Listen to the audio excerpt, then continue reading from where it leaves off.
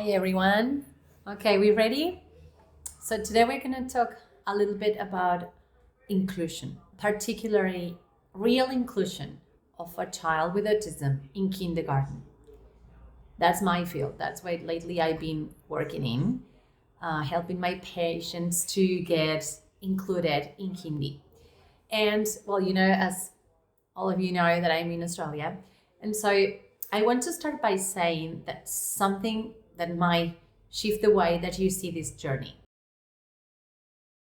Inclusion is a three-part commitment. First is the responsibility of the parents. Is also responsibility of the institution, the education institution, in this case, the kindergarten, and is also responsibility of the child. So parents, us, we know our children best. We have a big role in helping build a bridge between the kindergarten and the world that we know our child is. What they like, what they don't like, which songs will make him go in a fuzzy day, will make him go calmer, which are the keys that we know it works in our children sometimes. So by providing clear information about their needs and preferences and way of communicating, we're going to help the inclusion to become more flow to the people who are around him on a different space that is not home, but it's going to be kindy, to know how to communicate better with them. Also, by staying in regular contact with teachers and staff. Sometimes I see the parents, we are really in a rush all the time. So we come and go, we leave our children in kindy, then we come and pick it up and we say, is everything okay? And I know, and I've been studying that for a while, no teacher will risk the fact of saying, well, we did not have a good day, because they think that they will be responsible, fully responsible for that. And the truth is that as parents, if we know our children, if we know that our child did not get a good sleep, if we know that our child did not have a proper meal, a proper breakfast before they come to kindy, so that might keep them cranky. And if we don't give that information to the teachers, we're not helping to the inclusions situation. We are not helping to be part of the solution of the problem. Instead, we're just adding more stress to that teacher who has to decode what is happening with that child, who might not even know as well as we know. So please stay in regular contact with the teachers and the staff. Also sharing advice from the therapist that might be working with him or her. So that's another thing. It happens that I'm really glad I can talk to the other therapists that work with my patients. So I do have that information, and I can transfer that information from the therapist to the teachers. And the teachers, they get really pleased when they receive that information, because most of the times it's not that they don't want to help the child, it's not that they don't want to include them, it's just that they don't know how. They haven't been trained for that.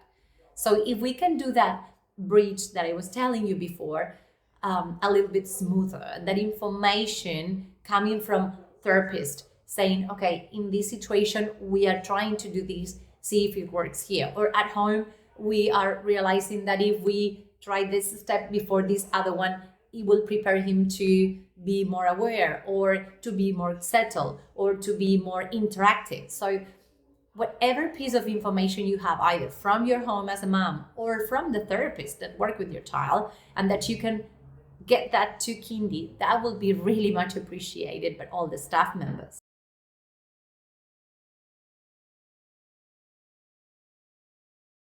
So that's the thing. Educators only see your child in one context, and they need real update information to truly understand them.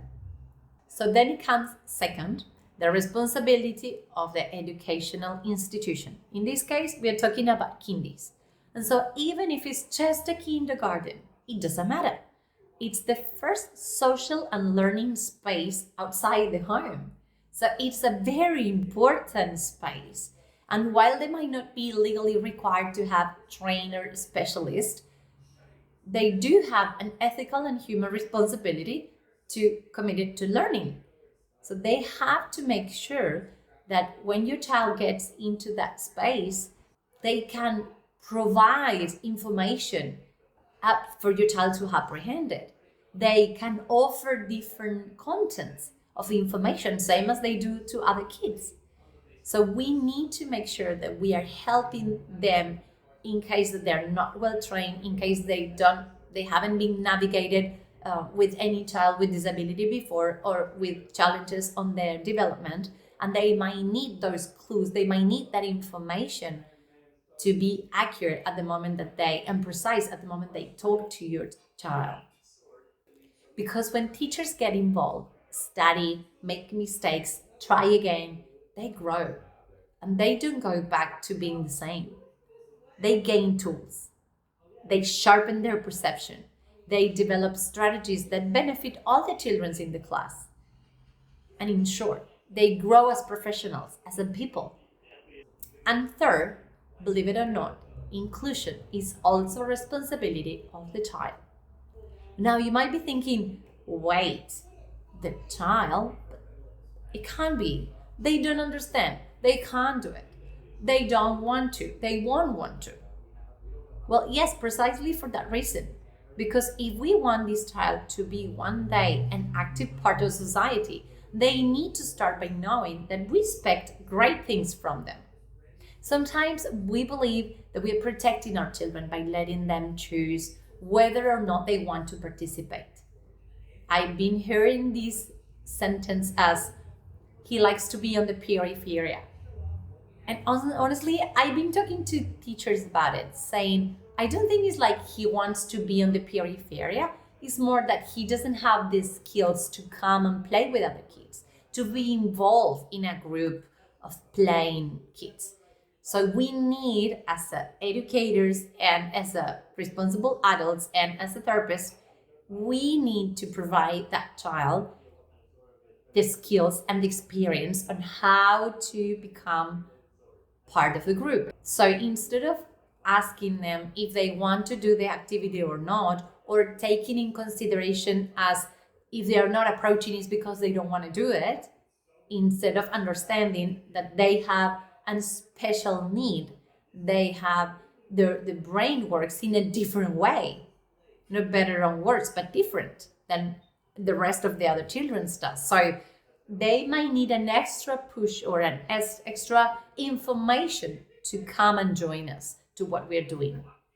But we need to give them that chance. So real inclusion also means teaching the child that participating matters and that we believe they can.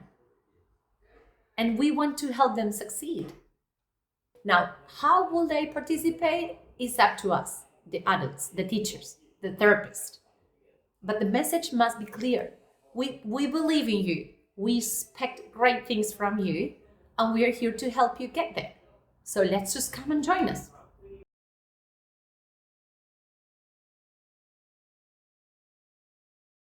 When we understand that inclusion is not a favor, is not a law we're enforcing to follow, but a shared opportunity for growth, then it stops being the sole responsibility of the school, of the parents, or the children.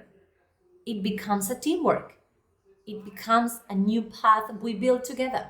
It becomes a doorway into a world where everyone can grow, thanks to the presence of a child who invites us to look deeper.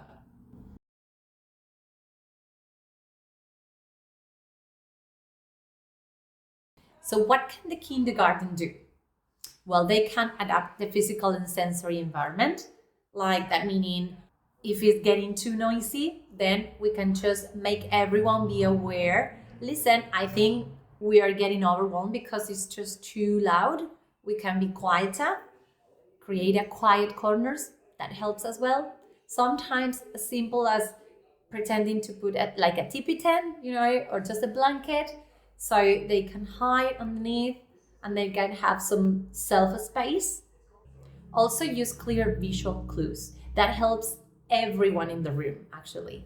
That happens often as well. Like we create the routine in pictograms for our children. And at the end of the day, everyone is taking on that list and is taking on that calendar and is following the pictograms. So at the end, the teacher sometimes understand that actually that tool that she gained thanks to this little girl or this little man that we have, it actually benefits everyone in the room.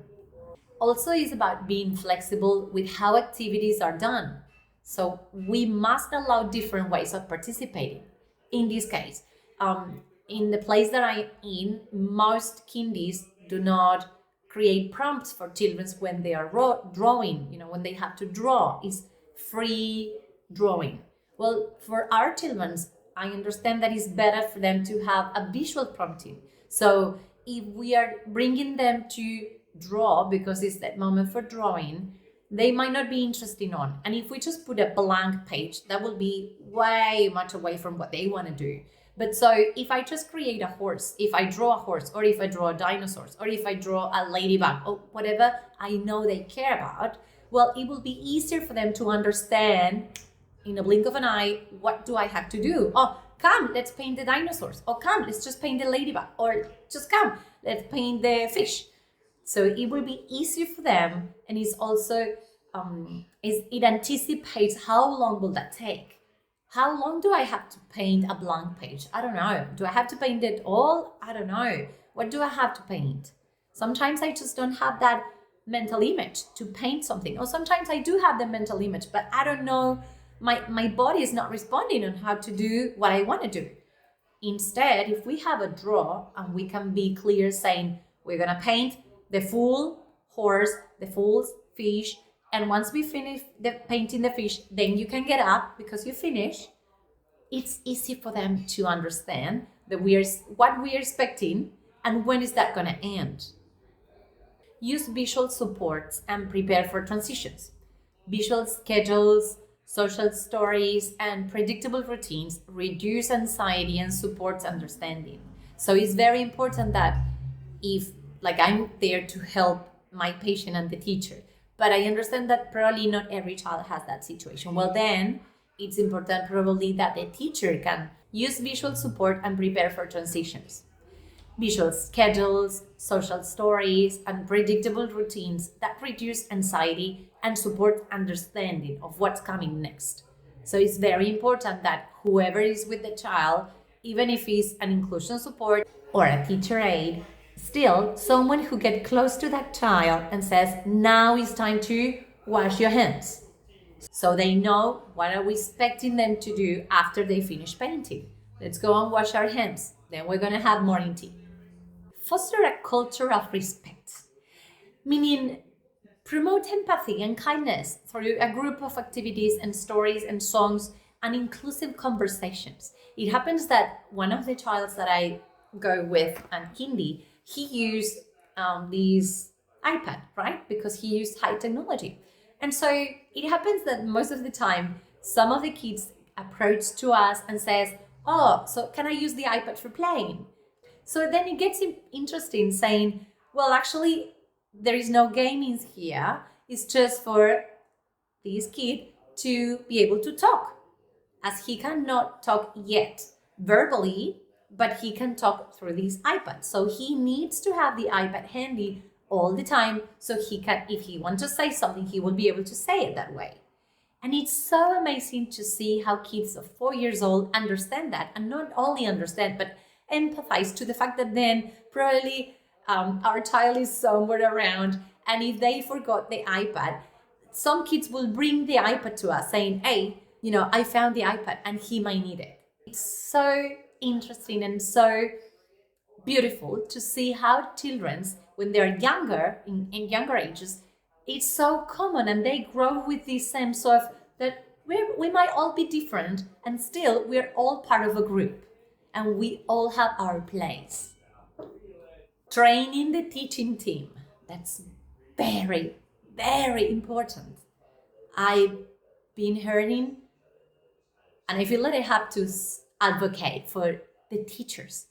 Most of the times, it's not about the teachers not having the will to help the child. It's about the teachers not having the proper training to do that. And so when, again, if as a parent you have the chance to have someone to go on Kindi, at least for a while, with expertise, to explain which way we can help her include the child, or what is the therapist saying about certain situations that it could benefit the whole day at kindy. It will really help the teachers. The teachers needs to be trained. Training is not optional. I mean, it's essential. And the more adults understand, then more opportunities the child will have to grow in an environment where he's being understood and with everyone understand the code this child is using. So what can the family do? So much. We can communicate actively with the school, as we said, share tools, strategies, and successful approaches. Support your child emotionally.